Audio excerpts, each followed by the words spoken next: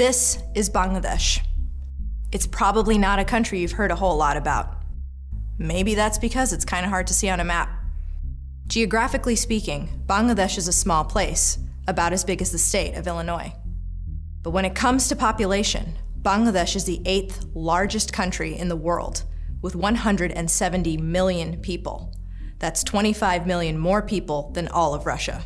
Bangladesh's capital, Dhaka, is the 9th largest city on Earth, more populated than New York.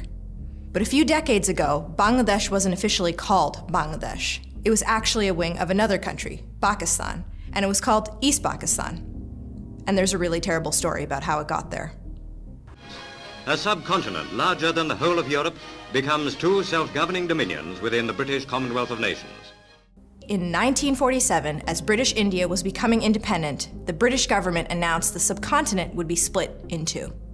In the center, there would be a Hindu-majority country called India, and outside it, with wings on the east and west, there would be a Muslim-majority country called Pakistan.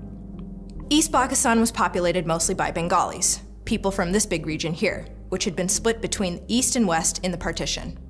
West Pakistan was populated mostly by Punjabis, Pashtuns, Sindhis, and a few other ethnic groups.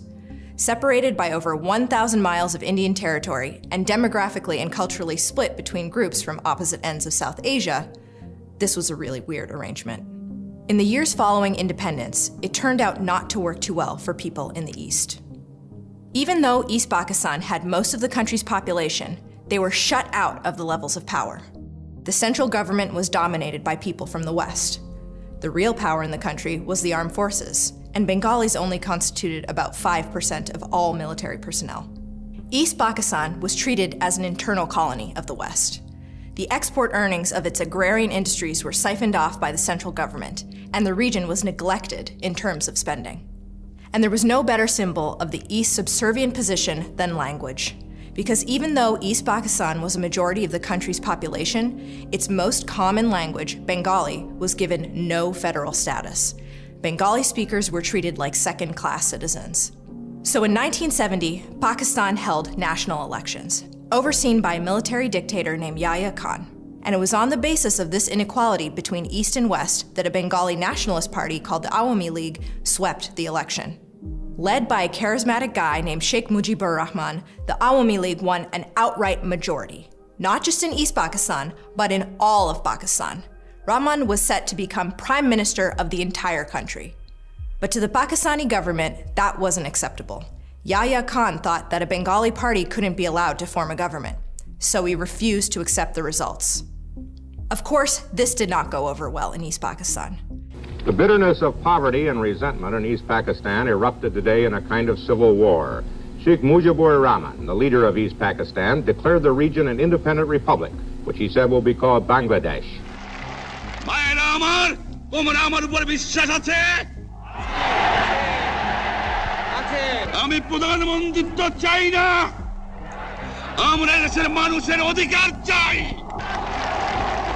The Pakistani government was furious.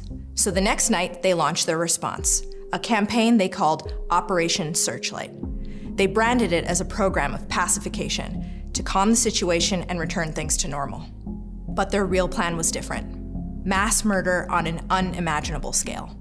And that's where the United States comes in.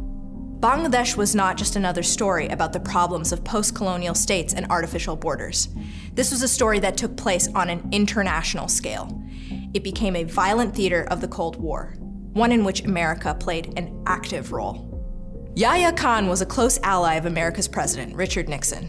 Nixon and his Secretary of State, Henry Kissinger, loved that type of right-wing military dictator. Nixon even called Khan, quote, a good friend. So in the 1960s and 70s, the Pakistani regime became one of the largest recipients of American military aid in the entire world. Most of the planes, guns, bullets, and bombs that Pakistan was now flying into Bangladesh had been generously supplied to it by the United States.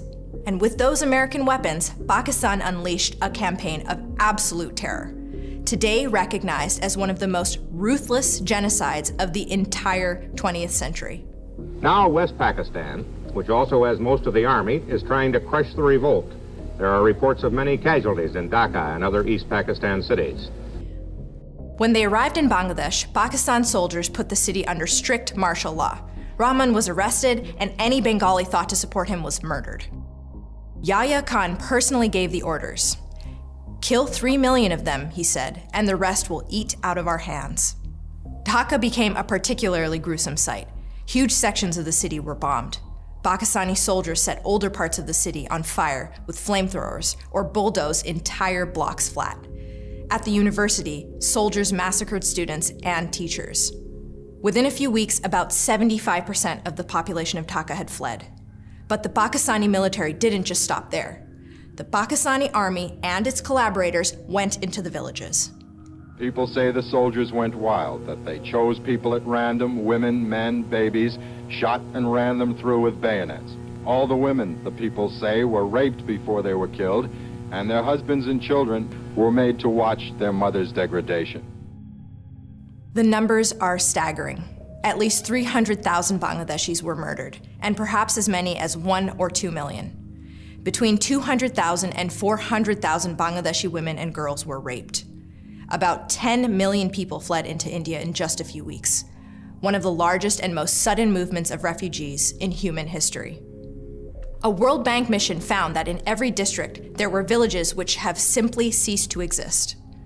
One American official called it the most incredible, calculated thing since the days of the Nazis in Poland. A senior American diplomat named Archer Blood wrote message after message to the White House and the State Department, alerting them to the genocide and asking them to stop protecting the Pakistanis. "Our government," he wrote, "has evidenced what many will consider moral bankruptcy." But Nixon and Kissinger didn't care.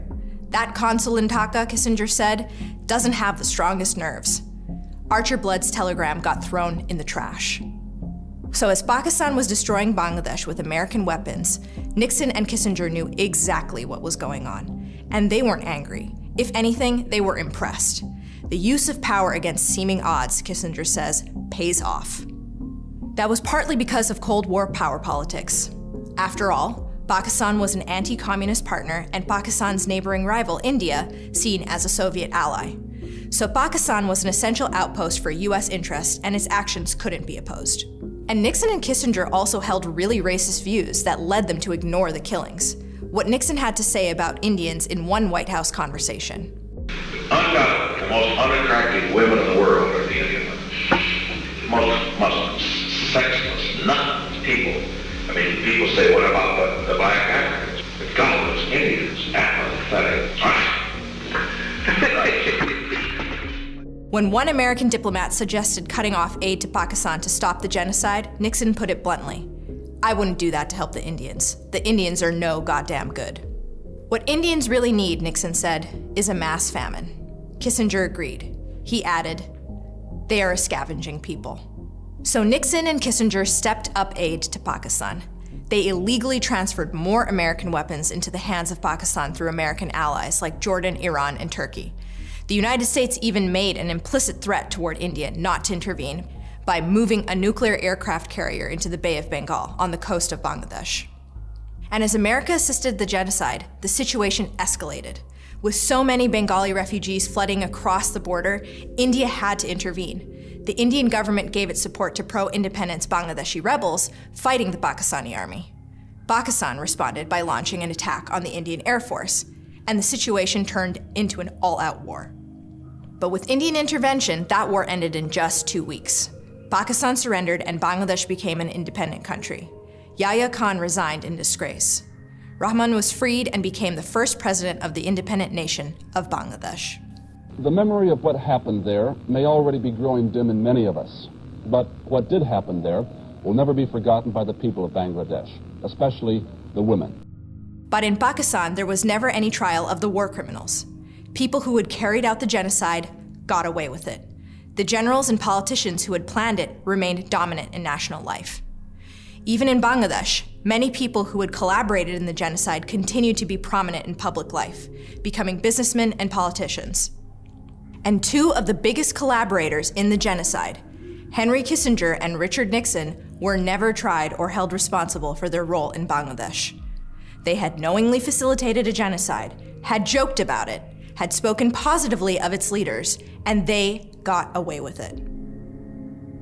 I'm Nashwa Zaman for the Gravel Institute.